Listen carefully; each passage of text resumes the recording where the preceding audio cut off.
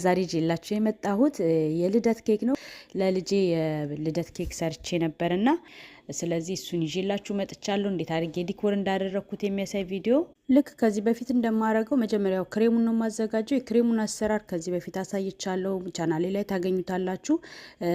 ፓስቸራይዝድ የሆነ ኤግ ዋይት የነጩን ክፍል የእንቁላል ነጩን ክፍል አድርገን ስኳር ዱቄት ስኳር እናረግና እሱ መጀመሪያ እንመታለን።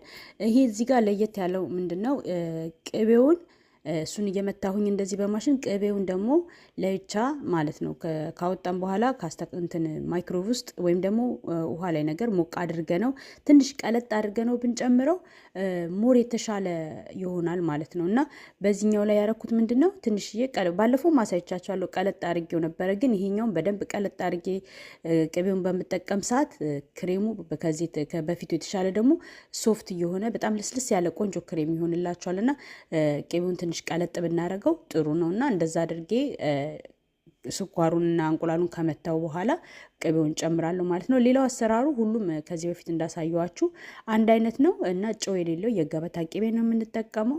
እሱን በማይክሮዌቭ ካቀለጥኩ በኋላ እንቁላሉና ስኳሩ ላይ የተመታው ላይ ማለት ነው እንጨምረዋለን። እንቁላሉና ስኳሩን በደንብ መምታት አለብን፣ አለበለዚያ ቶሎ ቶሎ ሁሉንም ነገር የምናደርገው ከሆነ ስኳሩ የመሻከር ክሬሙ የመሻከር ባህሪ ይኖረዋልና እንደዛ እንዳይሆን በደንብ ከመታ ነው በኋላ ቅቤውን እንጨምራለን። ከዛ ደግሞ ከቅቤው ጋር በደንብ እንመተዋለን ማለት ነው። ከዚህ በፊት በደንብ ዝርዝር አድርጌ ስላሳየሁት እሱን ቻናሌ ላይ ስለምታገኙት ገብታችሁ ቼክ አድርጉት የክሬሙን አሰራር እና ለየት ያረኩት ያው ቅቤውን በደንብ አቅልጨዋለሁ በአሁኑ።